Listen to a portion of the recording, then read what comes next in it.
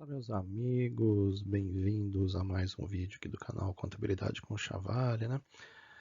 Vamos seguir aqui mais uma vez com os nossos estudos sobre a Lei Federal 4.320/64, mas antes, como sempre, de iniciar esses trabalhos, né?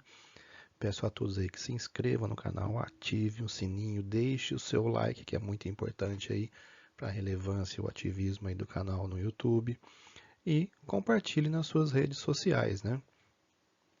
Sem mais delongas, aí vamos seguir com os nossos estudos. Já estamos chegando aí nos títulos finais, né, da Lei 4.320.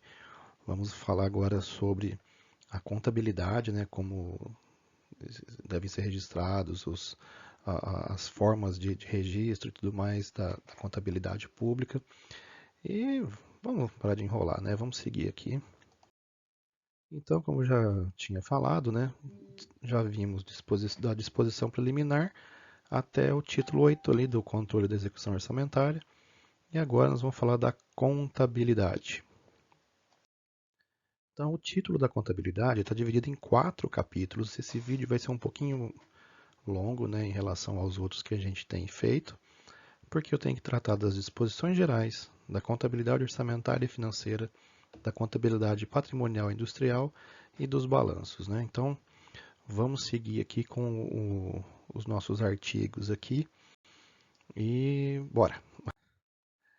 Então, aqui as disposições gerais, o artigo 83 já diz que a contabilidade evidenciará perante a Fazenda Pública a situação de todos quantos, de qualquer modo, arrecadem receitas, efetuem despesa, administrem ou guardem bens a ela pertencentes ou confiados. Então, todas as pessoas, físicas ou jurídicas, que arrecadem receitas, efetuem despesa, administrem ou guardem bens a elas pertencentes ou confiados, ou seja, então todas as pessoas físicas responsáveis pelos órgãos de pessoa jurídica da administração, né, todos os ordenadores de despesa, né, aqueles que estão aí nas chefias de arrecadação, né, de todos os entes municipais, essas pessoas elas são objeto também da transparência na contabilidade, né? Então,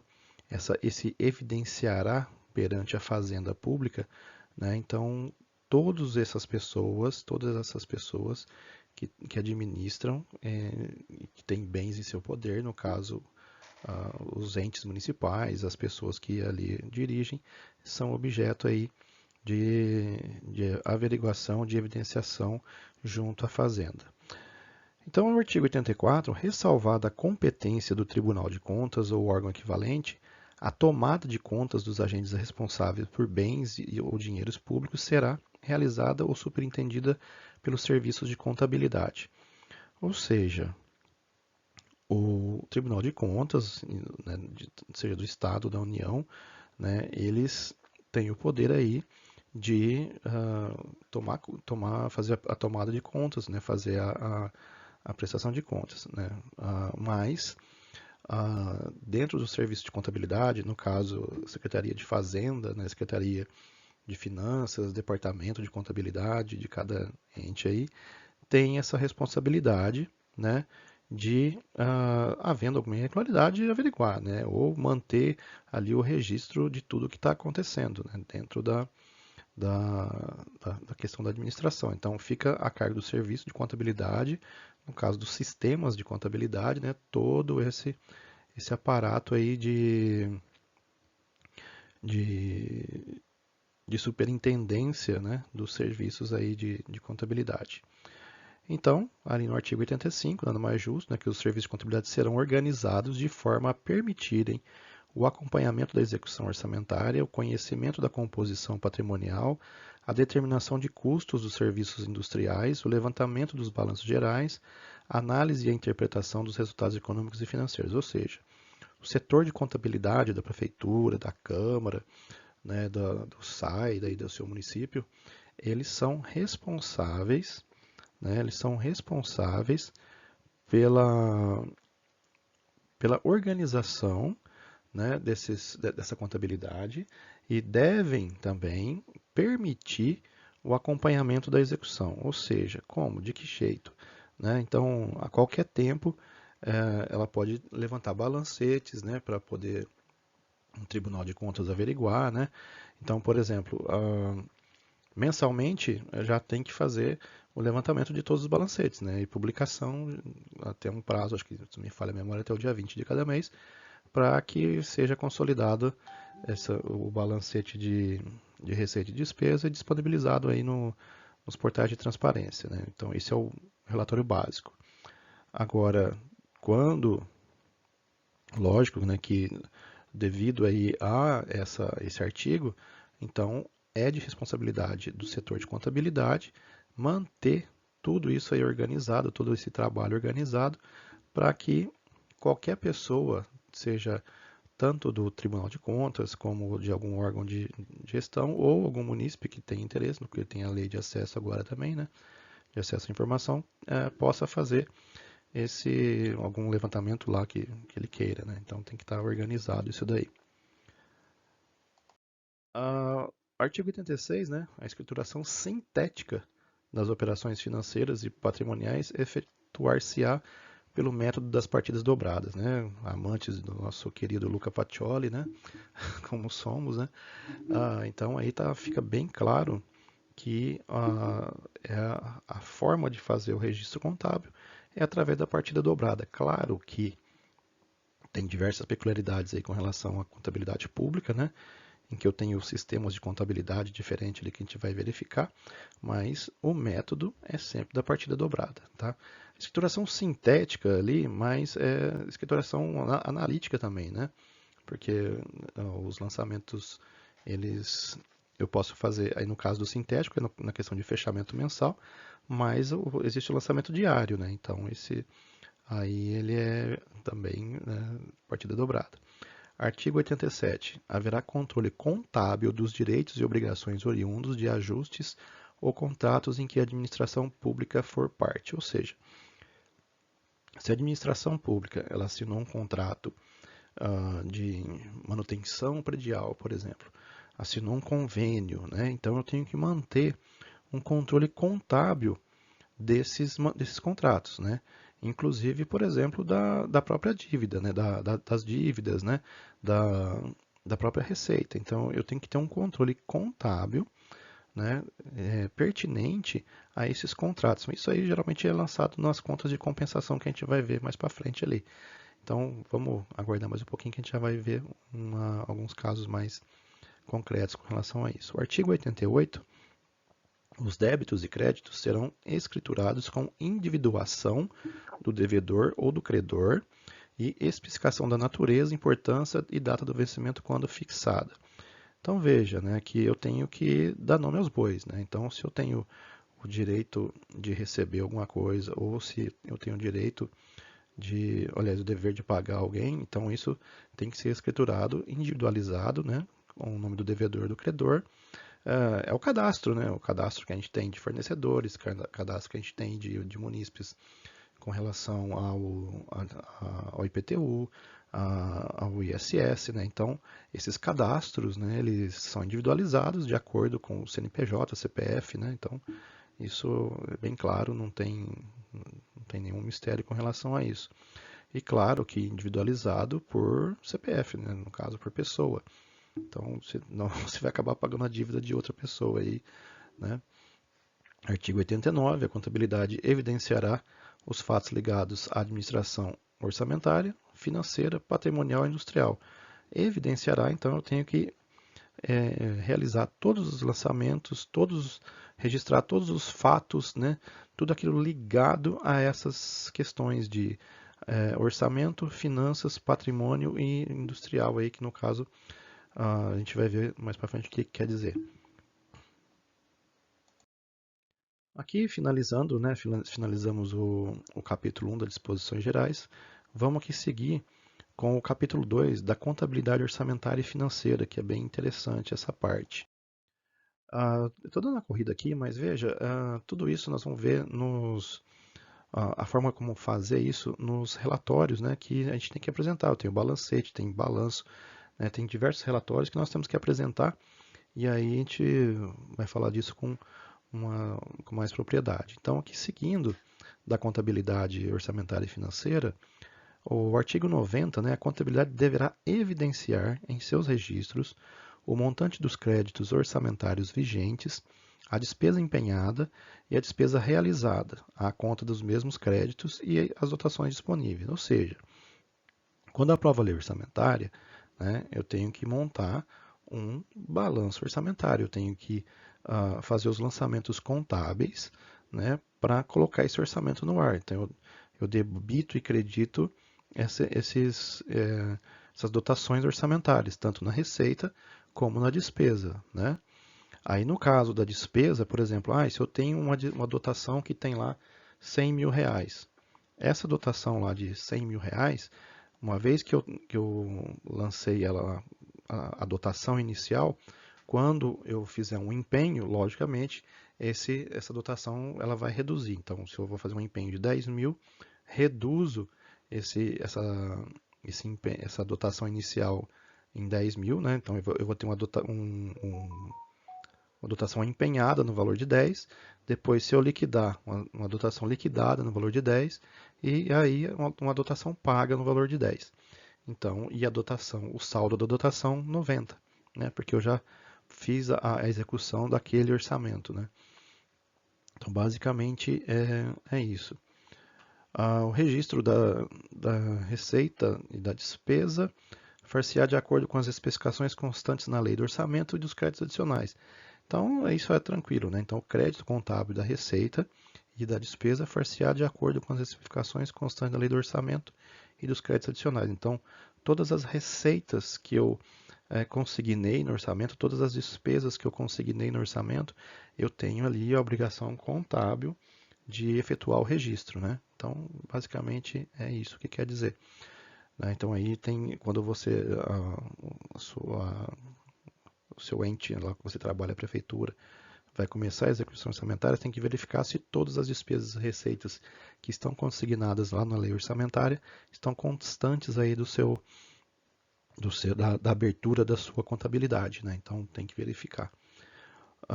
O artigo 92, a dívida flutuante compreende restos a pagar, excluídos os serviços da dívida, os serviços da dívida a pagar, os depósitos, os débitos de tesouraria. E o parágrafo único, ele registros do resto a pagar, far-se-á por exercício e por credor, distinguindo-se as despesas processadas das não processadas. Muito bem.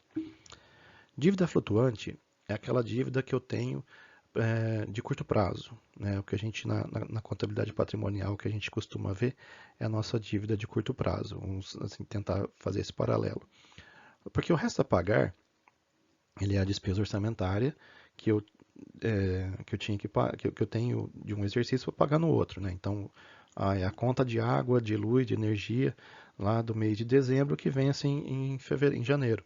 Então aí esse é um resto a pagar, né? Os serviços da dívida a pagar, esse serviço da dívida é quando a prefeitura, por exemplo, ela faz um empréstimo internacional, um empréstimo junto a algum banco de fomento, e aí eu tenho um parcelamento, né, para pagar. Então, o parcelamento referente àquele período, ao exercício, né, esse é o serviço da dívida, que no caso ele pode envolver a amortização da dívida e juros e encargos, né? Os depósitos, né? Geralmente esses depósitos, a pessoa pagou um IPTU a maior, aí eu tenho por obrigação de efetuar a devolução, então eu tenho que registrar isso aí numa dívida flutuante. A pessoa ela fez uma licitação com a prefeitura e deixou um dinheiro em calção, né? Então que isso é muito comum em licitação, sei lá, 5% da licitação, o cara deposita lá e a gente fica de guarda disso até a devolução pertinente, né? Os débitos de tesouraria, né? Havendo aí, né? A gente faz também esse registro. Bem, artigo 93, todas as operações de que resultem débitos e créditos de natureza financeira não compreendidas na execução orçamentária serão também objeto de registro, individuação e controle contábil. Então, é o que a gente chama de extra-orçamentário, né? Então, O que acontece? Quando eu tenho uma folha de pagamento, a contabilidade ela lança a folha de pagamento no orçamentário. Então, faz lá o empenho no orçamentário.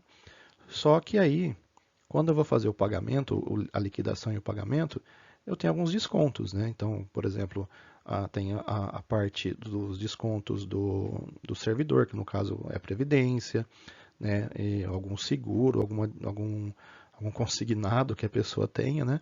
Então, tudo isso aí eu faço o desconto na folha e evidencio isso com uma receita extra-orçamentária. E quando eu faço o pagamento dessa despesa dessa receita orçamentária para quem de direito, ela se transforma em despesa orçamentária, né? Então, por exemplo, descontou lá o INSS do servidor. Isso gera uma receita extra-orçamentária. Quando eu faço o pagamento para o INSS, aí isso vira uma despesa extra-orçamentária. Um mata o outro, acabou, morreu ali o assunto. Quando eu tenho um consignado, a pessoa parcelou um empréstimo lá, está descontando na folha. Essa receita do consignado vira uma receita extra-orçamentária. Quando a gente paga o banco, né, aí o banco vai lá e desconta, né, perdão, aí essa despesa, isso vira uma despesa quando a gente transfere o dinheiro para o banco. E por aí vai, né? Então, isso é o que a gente chama de extra-orçamentário. Da contabilidade patrimonial e industrial, vamos aqui seguindo aqui. Haverá registros analíticos de todos os bens de caráter permanente, com indicação dos elementos necessários para a perfeita caracterização de cada um deles e dos agentes responsáveis pela sua guarda e administração, né? Isso aí, bem claro, né? Que tipo tem um controle do patrimônio, né? Dos materiais permanentes, veículos, móveis, né? Máquinas de calcular, se ainda existir, computadores, os computadores. ah, Todo aquele material utilizado, né, de caráter permanente, os prédios, né, que o município utiliza para realizar o seu trabalho aí de atendimento público, né? Então, tudo isso daí tem alguém responsável, né? Essa pessoa também tem uma que é responsável pela guarda, vamos dizer assim, né? Cada servidor é responsável pelos seus equipamentos, né? E aí o que acontece? A indicação dos elementos necessários para a perfeita caracterização de cada um deles, no caso, as plaquinhas, né? Cada móvel, cada carro, né, tem aí o seu número de patrimônio, né? E o agente público responsável pela sua guarda, né? E administração. Então, por exemplo, se você passa um veículo para um motorista, ele é responsável pela boa utilização e pela guarda daquele automóvel, né? E qualquer outro bem, né? Os registros sintéticos de bens móveis e imóveis. A contabilidade manterá registros sintéticos de bens móveis e imóveis aí no artigo 95. Claro que na contabilidade eu tenho somente lá veículos, X milhões, né, X reais. Né? Eu tenho computadores e periféricos, X reais. Né? Eu tenho a conta contábil, né? A conta contábil com o seu valor integral, né? Eu não tenho ali o valor individual de cada bem. Esse controle de patrimônio aí fica a cargo do setor de patrimônio, né? Que é a contabilidade, ela só mantém os registros contábeis, né? Não, aí a administração de cada item tem o setor responsável, que é o setor de patrimônio, seja ele da Secretaria de Educação, da Saúde e da administração em geral. Aí o artigo 96, ele trata aí do levantamento geral dos móveis, dos bens móveis e imóveis, terá por base o inventário analítico de cada unidade administrativa e os elementos da escrituração sintética na contabilidade. Então veja, aqui eu estava falando, eu tenho o controle geral, né? E tenho o controle analítico, então o sintético e o analítico. Então aqui, nesse momento, cada unidade, né, tem lá o seu inventário, né? Então, por exemplo, um posto de saúde do bairro do Éden. Ele tem um inventário que aquela unidade tem tantas mesas, tantas cadeiras, tantos computadores, tantos isso, tanto aquilo, né? Além do prédio, claro, né? Então, cada unidade ela tem o seu inventário e cada unidade tem um responsável, né, pela guarda e sua administração, né? Então é bem assim. Mas na contabilidade é só o registro a nível sintético, né? E em nível sintético do geral do município, da prefeitura, tá? Não por unidade. No artigo 97, para fins orçamentários e determinação dos devedores, ter-se-á o registro contábil das receitas patrimoniais, fiscalizando-se sua efetivação. Muito bem, nesse caso aqui, o registro contábil da receita patrimonial, o que, que é? Eu tenho ali o registro contábil, né, de cada item que gera para mim lá uma receita patrimonial. Então, por exemplo, se eu tenho um imóvel locado, né, a prefeitura tem um imóvel e loca para alguém, então eu tenho ali como evidenciar quem que é aquela pessoa, né? E no caso, ali também ele fala com relação aos fins orçamentários, a determinação dos devedores. Então, as receitas, quando a pessoa ela não recolhe, né, o que tá querendo bem dizer ali também, quando você também não efetua o pagamento da sua receita, isso tem que estar individualizado no setor responsável por isso, né? Então, tem o setor de receita que repassa a informação para a contabilidade daquilo que arrecadou, mas na contabilidade eu tenho ali somente por receita o que arrecada. Agora, de quem que arrecada, isso fica a cargo do setor de arrecadação, né? É bem isso, a contabilidade ela só registra as informações contábeis, né? O, cada setor é responsável por produzir essas informações que são registradas no setor de contabilidade. Senão, imagina, é o que eu costumo dizer. A prefeitura tem 10 mil funcionários, os outros 9.999 têm que fazer a sua parte. Então, a contabilidade registra as informações que são geradas, que são ah, fornecidas pelos outros setores. Então, por exemplo, o almoxarifado da farmácia. Então, o almoxarifado de farmácia, ele encaminha os relatórios da movimentação que houve dentro do almoxarifado para a gente saber o estoque, né? Então, eu não sei o que tem de estoque lá. Eu sei que de medicamento tem um X valor, né? Eu nem tenho que saber isso, o que tem. Quem tem que saber o que tem é o setor responsável por isso. Eu tenho que saber o valor pertinente àquilo. Mas, claro, baseado em relatórios hábeis, contábeis, né?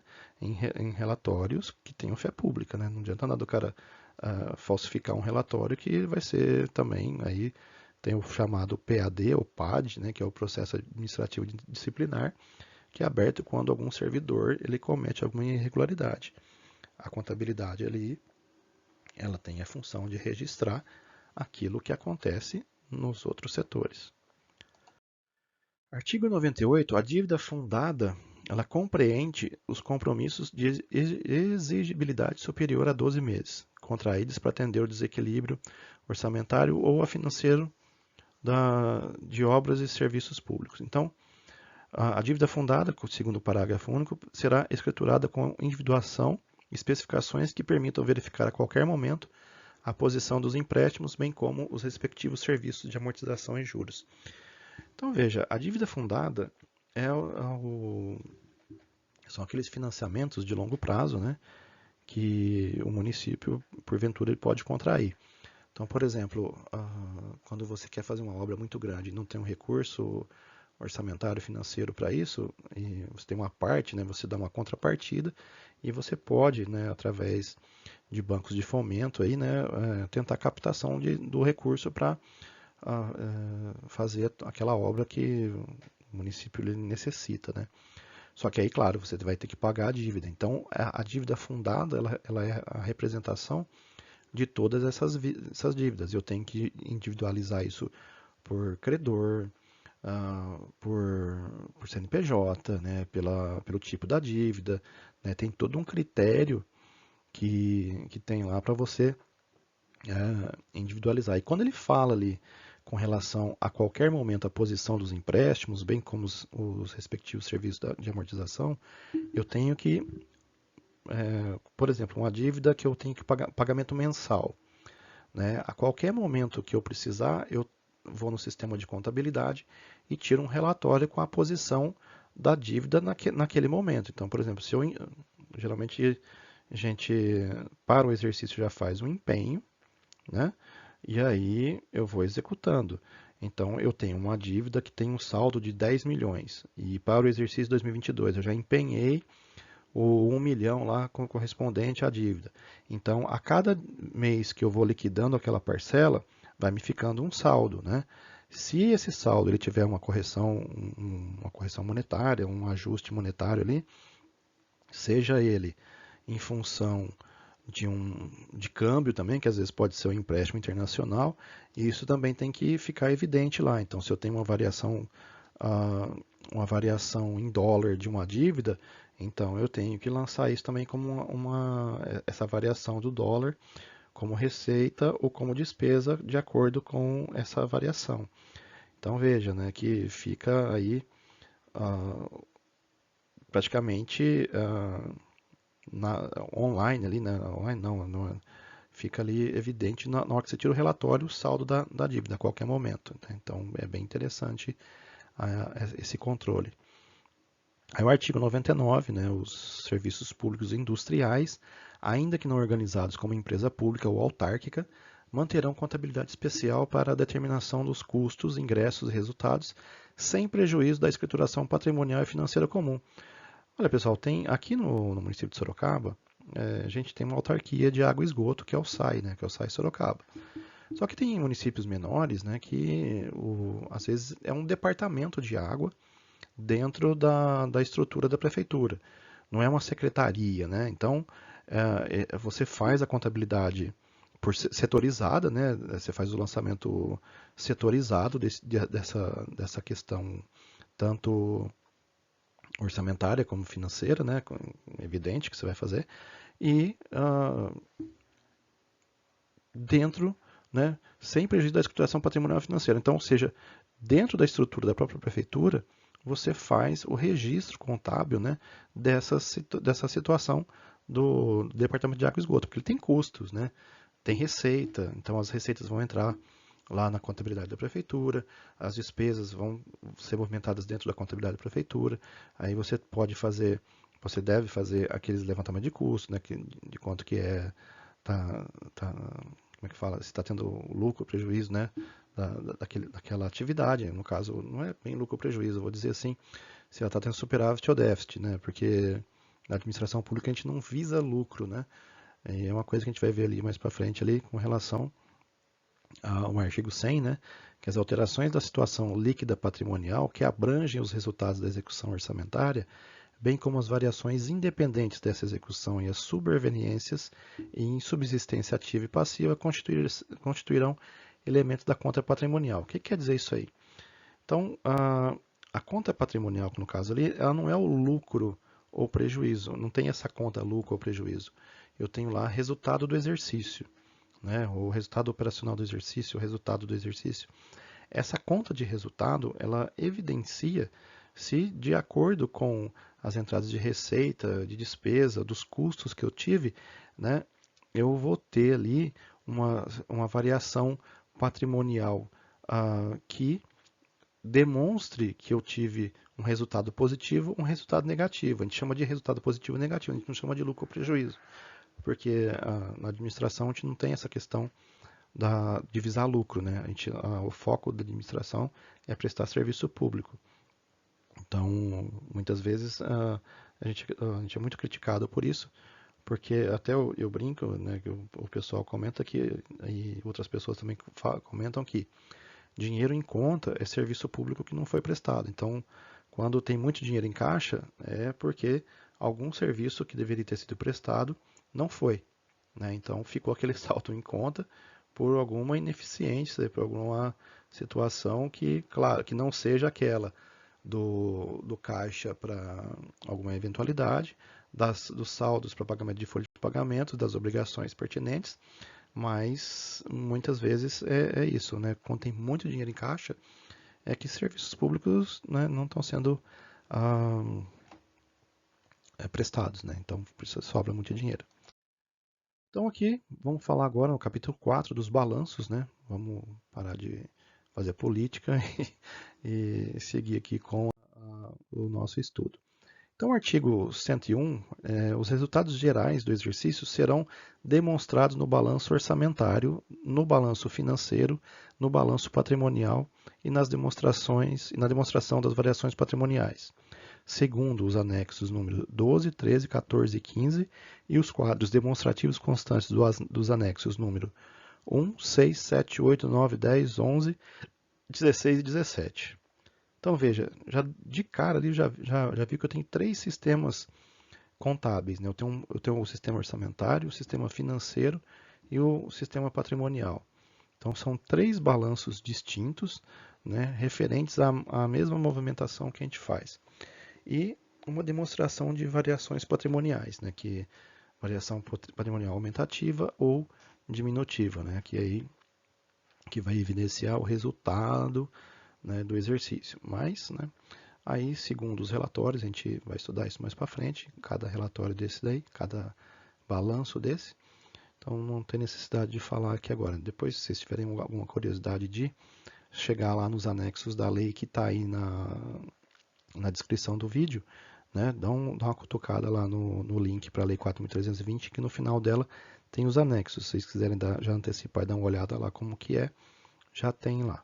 Então, artigo 102, o balanço orçamentário demonstrará as receitas e despesas previstas em confronto com as realizadas. O que quer dizer isso? Então, eu tenho no balanço orçamentário as receitas previstas e as despesas realizadas. Então, eu previ uma receita de PTU X. No final do ano, eu arrecadei um X menos 1. Então, aí ele faz essa comparação da receita prevista com a receita realizada. Na despesa, a mesma coisa. Aí eu tinha uma despesa prevista de Y tal, né? E gastei menos Y. Então, menos 1Y. Aí é isso que ele vai evidenciar. E claro, né, vai demonstrar ali um saldo, né, entre a despesa e a receita. Você vai demonstrar esse saldo, ele pode, que é o que a gente chama de superávit ou déficit, né? O déficit orçamentário, né, ou superávit orçamentário. O artigo 103, o balanço financeiro, demonstrará a receita e a despesa orçamentária, bem como os recebimentos e os pagamentos de natureza extra-orçamentário, conjugados com os saldos em espécie provenientes do exercício anterior e os que se transferem para o exercício seguinte. Bom, está bem claro aí, né? Então eu tenho a movimentação da receita e da despesa orçamentária, né? Então lembra que eu tinha lá uma receita orçamentária de X, arrecadei menos X menos 1, beleza. Aí eu tenho uma despesa orçamentária de Y, e aí eu arrecadei Y menos 1, beleza. Aí, só que eu tenho também a questão do extra-orçamentário, né? Que lembra que eu falei da questão da folha de pagamento? Que eu registro a folha de pagamento pelo valor global, né? E quando eu empenho pelo valor global e vou pagar ela líquida, né? Pagar ele líquido, esse líquido de pagamento, descontando os recursos que não pertencem à prefeitura, né? Que ela é obrigada a fazer o recolhimento desses valores, né? E repassar para quem de direito. Então veja, se eu tenho que demonstrar essa receita extra orçamentária, né? E tenho que demonstrar também esse pagamento extra-orçamentário, né? E é claro que conjugado com os saldos em espécie provenientes do exercício anterior e os que se transferem para o exercício seguinte. Então, seja, vamos o que quer dizer isso daí? Então, eu tinha lá um saldo anterior de 10 dinheiro. Aí, durante o ano, eu arrecadei 100 dinheiros, né? Então, até aí eu já tenho um saldo de 110 dinheiros. Só que a despesa ela foi de 90 dinheiros e eu movimentei extra-orçamentariamente 10 dinheiros. Então, 10 dinheiros mais 100 dinheiros menos 90 dinheiros, menos 100 dinheiros, perdão, eu tenho um saldo de 10 dinheiros para o exercício seguinte, entendeu? Então, eu tinha um saldo inicial de 10, entrou 100, saiu 100, né? Porque eu tinha 90 da despesa orçamentária, mais 10 da extra orçamentária, então saiu 100 e fiquei com um saldo de 10. Então é isso. Basicamente, assim, falando a grosso modo, o que é o balancete financeiro, né? O balanço financeiro. Aí até o parágrafo único, né, ele traz lá que o resto a pagar do exercício não serão computados na receita extra orçamentária para compensar a sua inclusão na despesa orçamentária. Então, quando a gente for ver lá o quadro o balanço financeiro, a gente vai ver isso daí com mais calma. Agora, a gente tem que levar em consideração também que a lei é de 64, então, e o STN, né, que é e a STN, a Secretaria de Tesouro Nacional, ela regula a contabilidade pública. Então, já acho que de 2008 para cá, 2013, não vou lembrar o ano, a gente já está vivenciando o NCASP, a nova contabilidade aplicada ao setor público. Então, muitos balanços que eu estou falando aqui, esses balanços o patrimonial, o financeiro e o orçamentário, eles sofreram alterações aí que a gente vai ver. Não, por isso que eu passo a teoria primeiro, porque na prática é que a gente vai utilizar a legislação atual. Então, eu tenho hoje aprovado para 2022 um manual, né, de contabilidade aplicada ao setor público que foi aprovado já no passado. Mas ele, ele não é conflitante com a 4320, mas ele dá uma visão um pouco diferente, né? Então, eu tenho uma nova contabilidade e aí esses quadros, eles pode ser que sejam um pouco diferentes do que a gente vai ver aqui na 4320, tá? Então, a gente fica esperto aí que essas novidades aí elas sempre aparecem. Então, por isso que a gente tem que ficar sempre atento às publicações da STN. Aí o artigo 104, né, que ele trata da demonstração das variações patrimoniais, que a demonstração das variações patrimoniais evidenciará as alterações verificadas no patrimônio, resultantes ou independentes da execução orçamentária, e indicará o resultado patrimonial do exercício. Bom, variações patrimoniais. Então, a variação patrimonial que depende do orçamento, arrecadação da receita, né? A variação patrimonial que não depende do orçamento, uma baixa de patrimônio, entendeu? Então, uma depreciação, né? Então, isso independe da execução orçamentária, né? Agora, uma despesa uma variação patrimonial que dependa da execução orçamentária. Aí um contrato, né, que eu paguei uma nota de empenho, que eu paguei um serviço prestado, que eu paguei um servidor, aí isso depende da execução orçamentária. No caso de um que não depende, eu dei o exemplo lá da depreciação, né, na receita, mas se aplica à despesa. Então a depreciação ela entra aí como uma variação patrimonial que independe, né, da execução orçamentária. Então, vai ser bem legal a gente ver isso aí mais para frente. E e esse resultado de tudo, né, ele vai demonstrar o resultado patrimonial do exercício, que nós não temos aqui lucro ou prejuízo, né? Pra você ter uma noção, eu tenho que fazer a depreciação de todos os bens.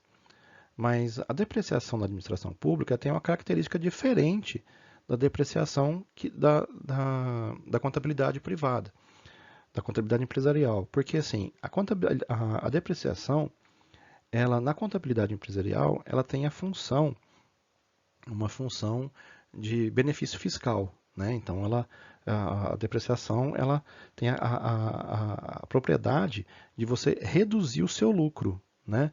Então, isso lá na contabilidade empresarial é super importante. Já na contabilidade pública, ele não tem esse fator de evidência de redução de lucro ou aumento do prejuízo, né? Então, veja, ela é simplesmente para evidenciar que aquele bem está em deterioração, diferente, né, da, da contabilidade empresarial, patrimonial, né, que a gente vê comumente, que ela tem uma função de benefício fiscal, tá? Procura ver isso aí que é bem interessante, tá? É bem legal para quem contador aí tem essa diferença grande. Ah, ali o artigo 105, né, que o balanço patrimonial demonstrará o ativo financeiro, o ativo permanente, passivo financeiro, passivo permanente, o saldo patrimonial, né, que é aquilo que a gente tinha falado, e as contas de compensação. Essas contas de compensação, geralmente, são aquelas assim, a prefeitura tem um contrato, tem um convênio. Então eu registro nessas contas para ir reduzindo, né, de acordo com quando vai acabando o contrato, vai acabando o convênio, a execução, então elas vão sumindo. Mas ela só tem aí uma função também de controle, né, mais de controle essas contas de compensação.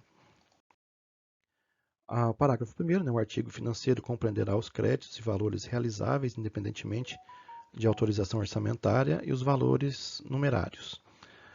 O ativo permanente compreenderá os bens, créditos e valores cuja mobilização ou alienação depende de autorização legislativa. O que é isso? Aí, por exemplo, se eu vou vender um imóvel, um veículo da prefeitura, eu tenho que ter uma lei autorizando a fazer essa alienação, né? Aí, no caso ali do financeiro, não depende de autorização orçamentária nem legislativa para isso, né? O passivo financeiro compreenderá as dívidas fundadas, né, e outros pagamentos que independam de autorização orçamentária. O passivo permanente compreenderá as dívidas fundadas e outras que dependam de autorização legislativa para amortização ou resgate. E as contas de compensação serão registrados os bens, valores, obrigações ou situações não compreendidas nos parágrafos anteriores e que imediata ou imediatamente possam vir a afetar o patrimônio. Então, ou que indiretamente possam afetar o patrimônio. O que acontece? Aí é que eu tinha falado para vocês, né? Os convênios, os contratos, né? E outras situações ali que a gente vai verificar mais para frente aí. 106, né? A avaliação dos elementos patrimoniais obedecerá as normas seguintes. Os débitos e créditos, bem como os títulos de renda, pelo seu valor nominal, feita a conversão, quando em moeda estrangeira, a taxa de câmbio vigente na data do balanço. Então, a avaliação dos elementos patrimoniais obedecerá às normas seguintes. Então, débitos e créditos, bem como título de renda, pelo seu valor nominal, feita a conversão, quando em moeda estrangeira, a taxa de câmbio vigente na data do balanço. Então, se eu tenho uma dívida em dólar, essa dívida em dólar, ela tem que ser convertida em dólar, em reais, no câmbio da data do balanço, ou balancete. No caso aqui, ele fala em balanço porque chega no final do ano. Mas no balancete ali eu também faço essa verificação, né? Então, mas para não deixar de fazer isso em prazos, né? Deixar só para o final do ano, mas a gente tem essa possibilidade. Os bens móveis e imóveis pelo valor de aquisição ou pelo custo de produção ou de construção. Então, eu registro no patrimônio, assim como na contabilidade, né, empresarial, os bens móveis e imóveis pelo valor de aquisição ou pelo custo de produção de construção. Então, isso é pelo valor da nota, né? Então, é isso que a gente faz. No caso da construção, é um pouquinho diferente, porque é como a gente trabalha com medições, então, o que acontece? A cada medição da obra, eu vou incorporando um pedacinho daquele valor. Tá? Então, se eu tenho uma creche que custa 3 milhões, então, eu não vou já integralizar, eu não vou já registrar os 3 milhões. Então, a cada pagamento, eu vou compondo o valor, tá? Então, é bem isso.